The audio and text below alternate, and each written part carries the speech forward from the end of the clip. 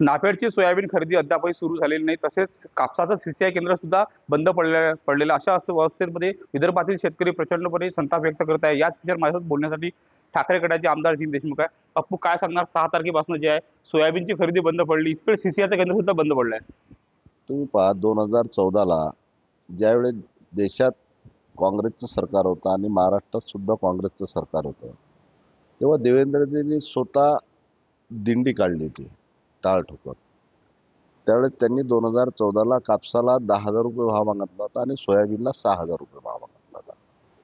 देवेंद्रजी सत्तेत नसताना 10 वर्षाच्या अगोदर 6,000 रुपये सोयाबीनला भाव मागितला, 10,000 कापसाला मागितला. आज 10 वर्ष उलटून गेले आणि आज देवेंद्रजी सत्तेत आहेत, महाराष्ट्रात मुख्यमंत्री आहेत, केंद्रात त्यांचं सरकार आहे.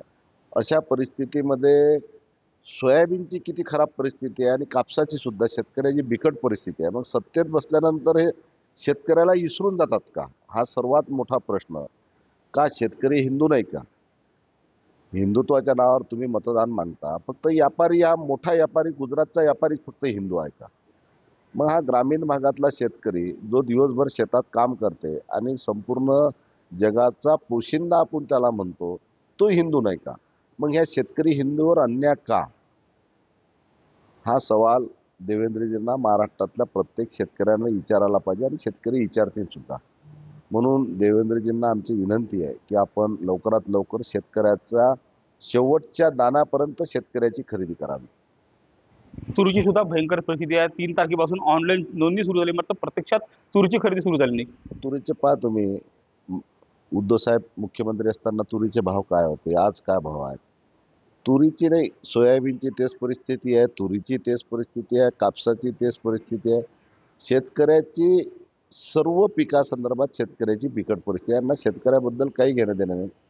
आता शेतकऱ्याच्या नावावर यांनी शेतकऱ्याला कर्जमुक्त आम्ही करू म्हटलं.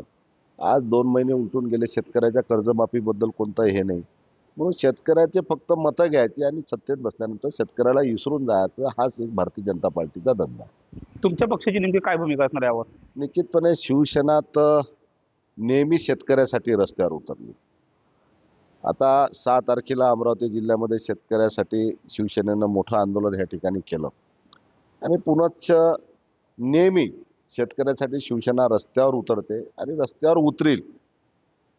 जर शासनानं सोयाबीनची आणि तुरीची खरेदी तात्काळ जर चालू नाही केली तर शिवसेना निश्चितपणे रस्त्यावर उतरल्याशिवाय राहणार नाही.